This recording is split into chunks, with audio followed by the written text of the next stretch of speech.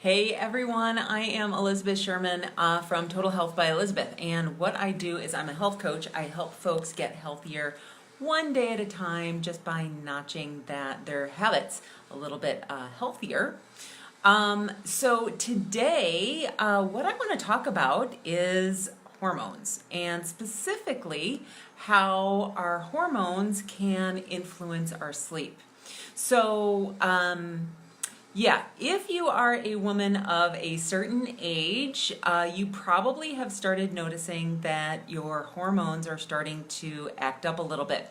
And one of the really obvious ways that happens is waking up in the middle of the night just feeling sweaty and gross. And I apologize to everyone who's listening to this, but you know what? It is a fact of life. It happens, and it's really uncomfortable.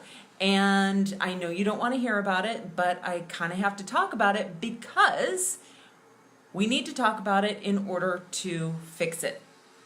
So, if you are someone who is waking up in the middle of the night and you are sweating, I have some suggestions for you on how to make it stop.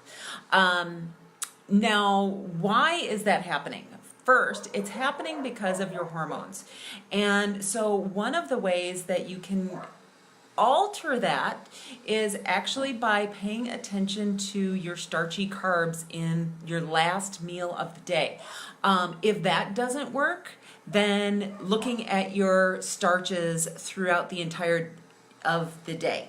Now, when I'm talking about starches, I'm talking about carbohydrates, but not all carbohydrates will make this happen.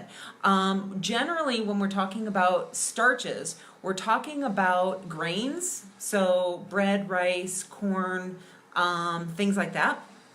Okay, and we're also talking about vegetables that are grown below ground, so like potatoes and squashes and things like that.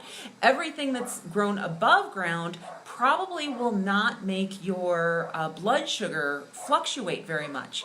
So therefore, it's not going to contribute to this problem.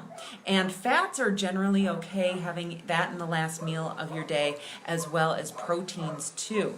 So if you are having problems with sweating in the middle of the night and you want to get rid of it, what you can do is you can start to lower your starches in that last meal.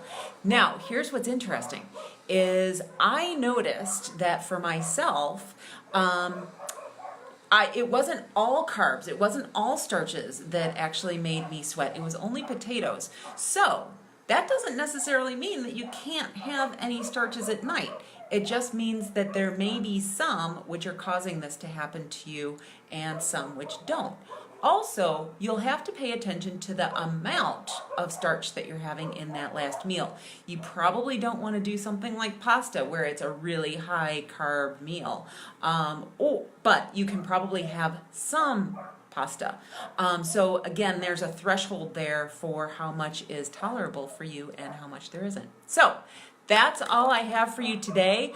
I'm going to be talking a lot more about hormones and how to control them with food and exercise over the next few weeks. So if you have questions, feel free to message me or write them in this comment. And that's all I have for you today. Thank you for joining me, and I will talk to you later. Bye.